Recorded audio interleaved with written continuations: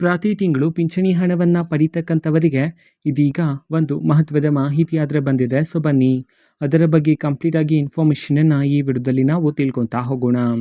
So ವಿಡಿಯೋವನ್ನು start ಮಾಡ್ತೀನಿ. ಅದಕ್ಕಿಂತ ಮೊದಲು ನೀವಿನ್ನೂ ನಮ್ಮ ಚಾನಲ್ಗೆ ಸಬ್ಸ್ಕ್ರೈಬ್ ಮಾಡದೇ ಇದ್ರೆ ಈ ಕೂಡಲೇ ಚಾನಲ್ಗೆ ಸಬ್ಸ್ಕ್ರೈಬ್ ಮಾಡ್ಕೊಳ್ಳಿ ಮತ್ತು ಲೈಕ್ ಮಾಡಿ. ಸೊ ಈಗ ನಾವು ಇನ್ಫಾರ್ಮೇಷನನ್ನು ತಿಳ್ಕೊತಾ ಹೋಗೋಣ.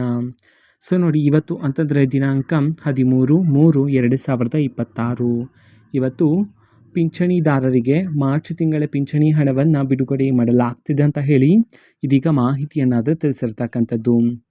ಸೊ ಇವತ್ತು ಯಾವ ಯಾವ ಜಿಲ್ಲೆಗಳಲ್ಲಿನ ಪಿಂಚಣಿದಾರರಿಗೆ ಇವತ್ತು ಮಾರ್ಚ್ ತಿಂಗಳ ಪಿಂಚಣಿ ಯೋಜನೆಯ ಹಣವನ್ನು ಇವತ್ತು ಬಿಡುಗಡೆ ಮಾಡಲಾಗ್ತದೆ. ಈ ಒಂದು ಮಾಹಿತಿಯನ್ನು ನಾವು ತಿಳ್ಕೊಳೋದಾದರೆ ಇವತ್ತು ಕರ್ನಾಟಕದಲ್ಲಿರತಕ್ಕಂತಹ 31 ಜಿಲ್ಲೆಗಳಲ್ಲಿನ ಪಿಂಚಣಿದಾರರಲ್ಲಿ ಇವತ್ತು ಕೆಲವರ ಪಿಂಚಣಿದಾರರ ಖಾತೆಗಾದರೆ ಇವತ್ತು ಮಾರ್ಚ್ ತಿಂಗಳ ಪಿಂಚಣಿ ಹಣವನ್ನು ಬಿಡುಗಡೆ ಮಾಡಲಾಗ್ತಿದೆ ಅಂತ ಹೇಳಿದೀಗ ಮಾಹಿತಿಯನ್ನಾದರೆ ತಿಳಿಸಿರ್ತಕ್ಕಂಥದ್ದು.